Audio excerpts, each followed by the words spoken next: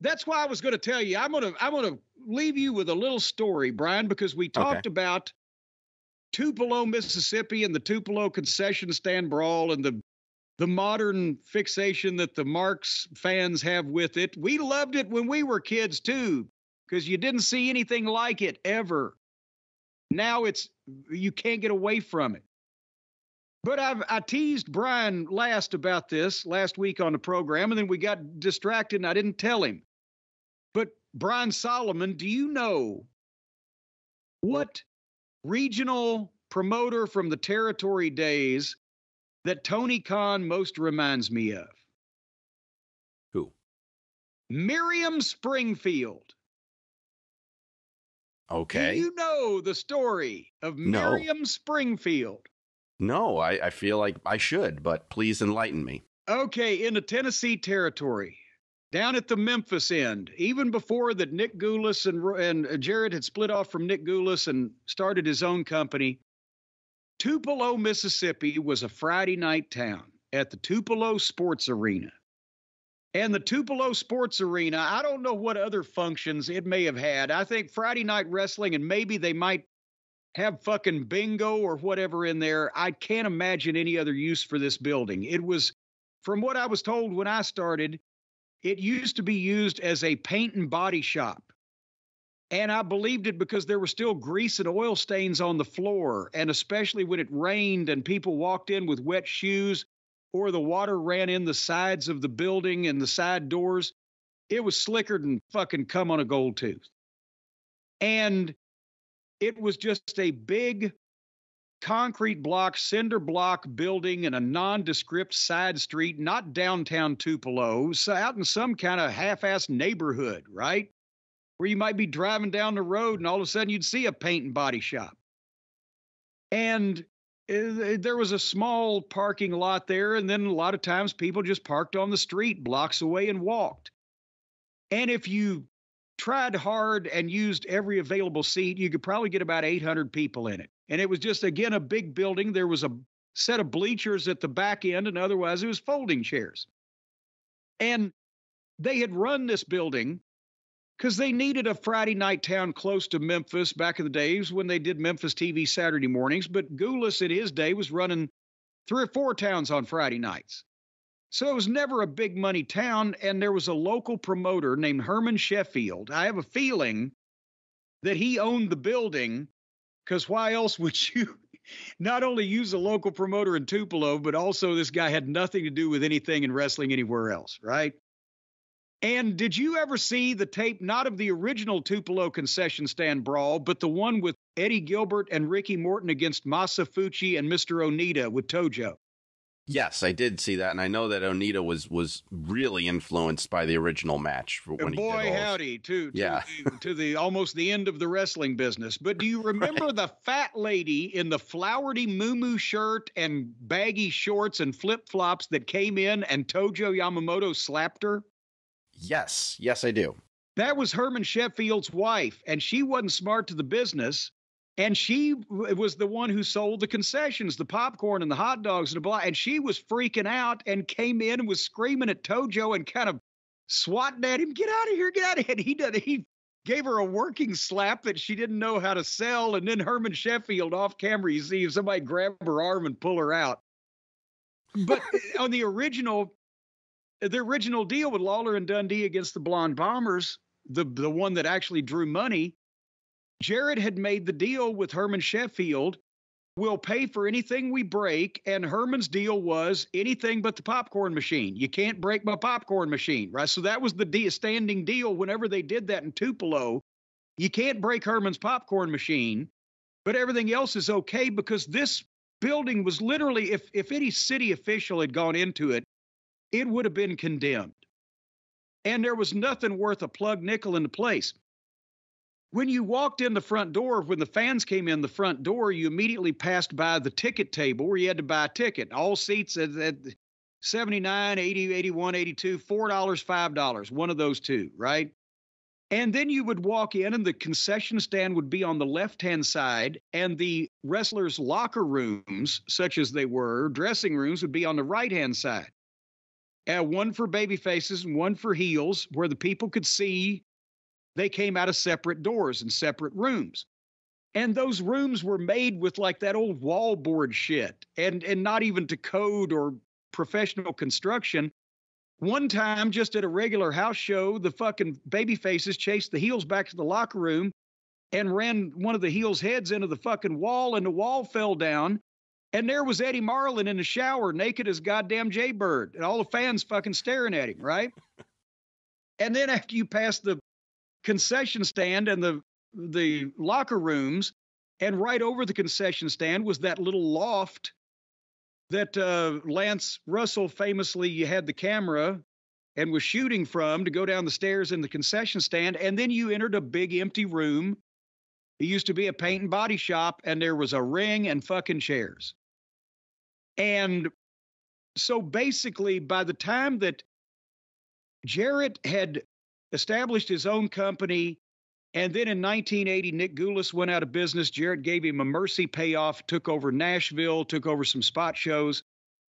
Tupelo was getting to be a liability. To run that old building every Friday night, they were outgrowing it. And Eddie Marlin was the promoter. He'd run the town for the office. And they had TV in Tupelo at Channel 9, like in Jackson, Tennessee, at a Channel 7.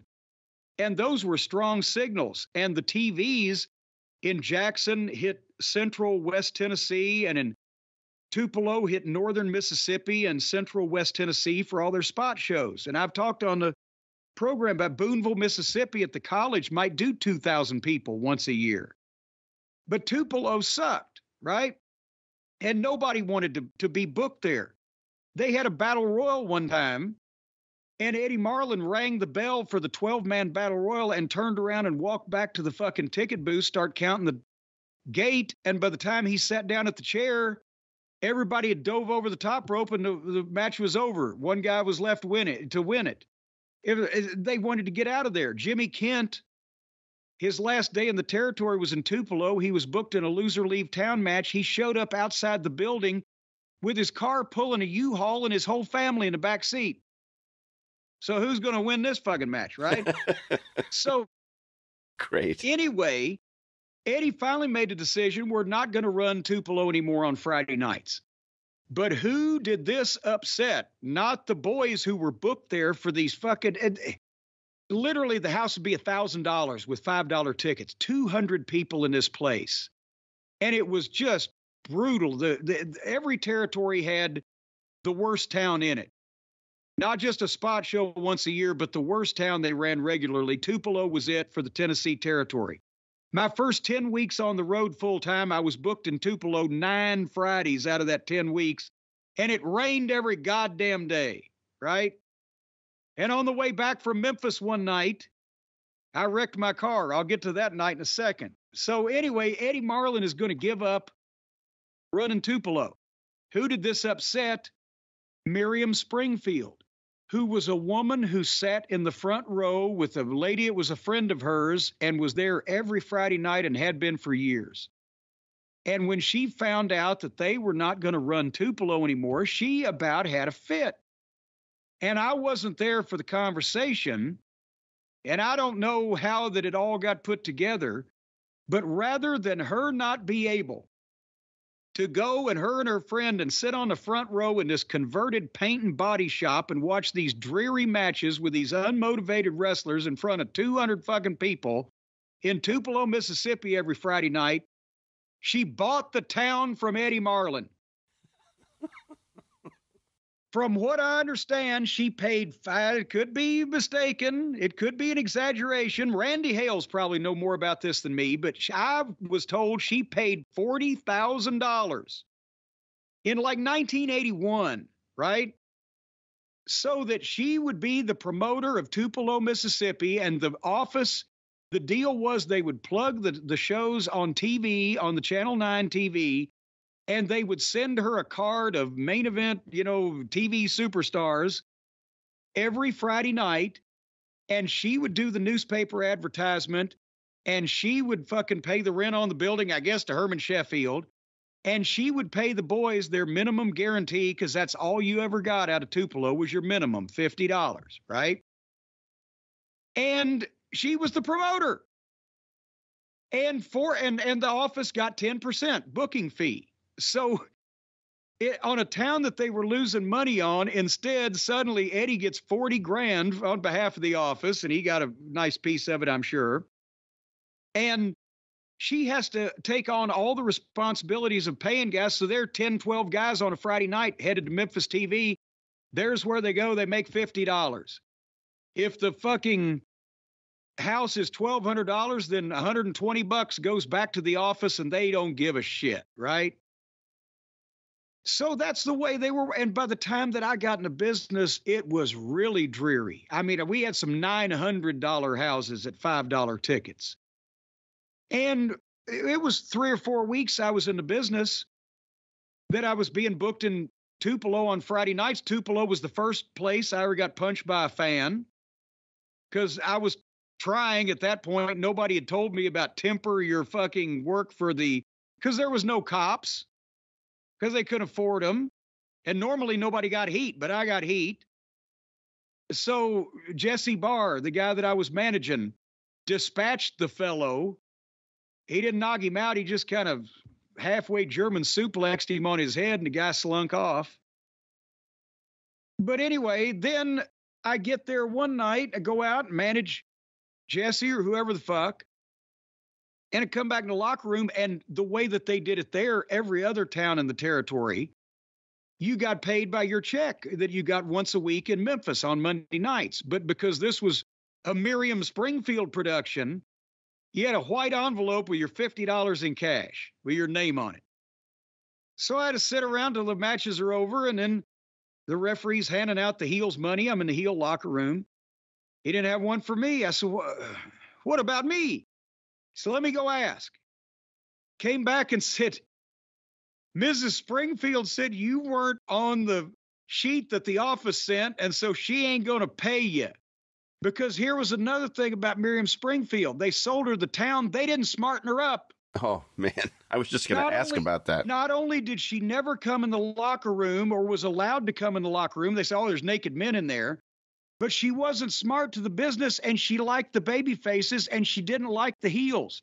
Because Jimmy Hart had gone through the same thing. She wouldn't pay Jimmy Hart unless she specifically had to, because it was on the sheet from the office. Because he was a heel, and he was trying to screw Bill Dundee and Jerry Lawler. So Dundee was the booker, but I couldn't go into babyface locker room, so I had to, the next day at TV, tell Dundee, I didn't get paid. Can you please get my $50 from Miriam Springfield?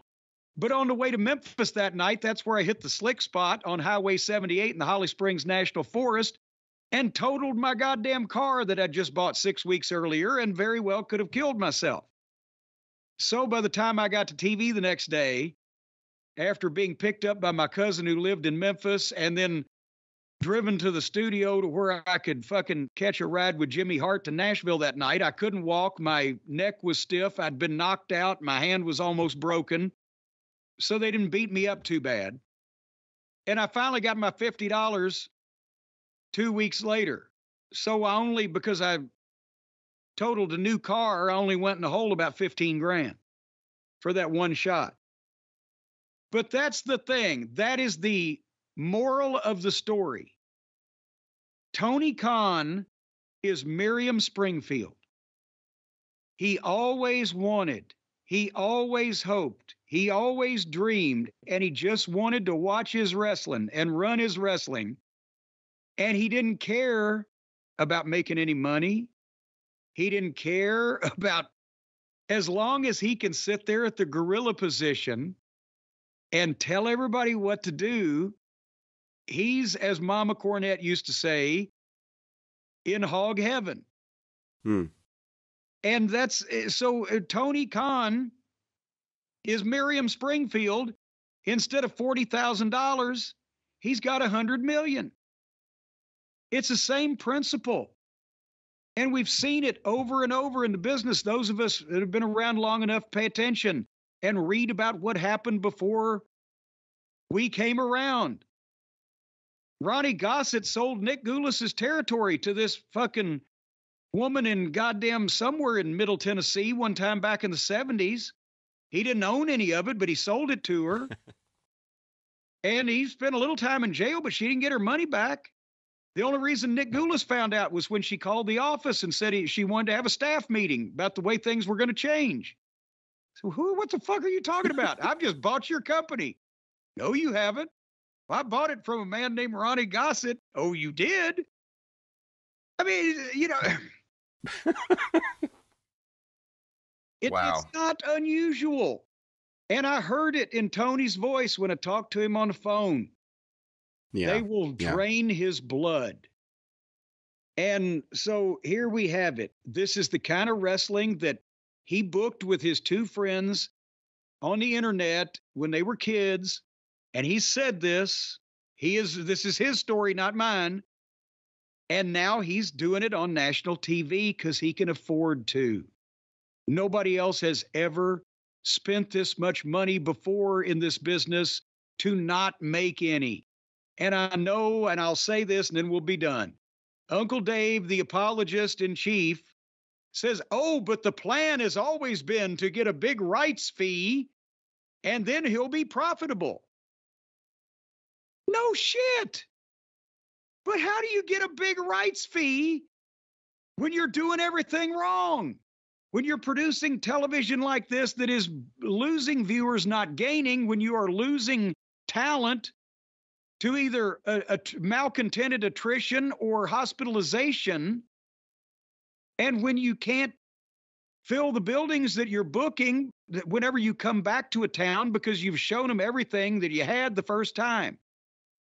So, Right. yeah, if somebody wants to pay him $200 million a year for the rights for this television, they'll be highly profitable.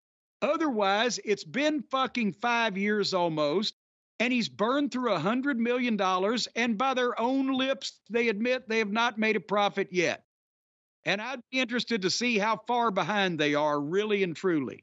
They haven't made a profit yet, and I think, and correct me if I'm wrong, I believe in the entire history of WWE, at least as long as Vince owned it, there was only 1 year where they operated at a loss, wasn't there? I think it was while you were there. I mean, not saying it was because it was right after. No, it was not a causal. No, it was 95 or whatever the fiscal year of 95 was, because when I started in early 96, that's when Vince was still stewing about it. And he had taken, that's why I didn't know why Lord Al Hayes retired. And I didn't know why JJ got mad and decided to sell his house and quit later on that year. And Bruce was, unfazed. He never fucking gets bothered by any act of disrespect. But Vince cut all the fucking office people's money because of the company was doing bad, but he cut the wrestling people's money, but he didn't cut the fucking business people's money, which is what made the wrestling people fucking mad. And led to a whole bunch of shit. And then I showed up and I was like, I heard that people who worked in this office got paid all this fucking money. Where the fuck did that go? But that's also why TV ratings matter too. People have to remember. $6 million. He lost $6 million and was wanting to kill people. With Tony, he's just, his father said it best. He's going to inherit a shitload of money. I might as well give him some of it now so I can watch him enjoy it. Is that what he actually said? That was what the reasoning that Shad Khan said for giving Tony this gift. Well, I mean, when you talk about the rights fees and things, I was going to say that's where the TV ratings come in. People can talk about, oh, well, people aren't watching TV the way they used to anymore. And that's all true. And the numbers are down with everything. And that's all true. But TV ratings are part of what goes into whether or not you get the rights deal. So if your ratings are in the toilet, you're not going to get that same sweet kind of a deal. You're not going to have the bargaining leverage. And that's really the biggest value of ratings today, is that you can negotiate those kind of deals. You can say, this is what we're going to bring to your network, to your sponsors. And if you can't deliver it, then you're going to wind up getting the short end of the stick. Right now, AEW has put itself in a position where TV networks, if they're tuned into what's going on, would say, well, okay, if we can't afford the big show, and I mean the WWE, not Paul White. Right. They ruined that term with him, by the way. That was always the term. If we can't afford the number one program, then these guys are cheap.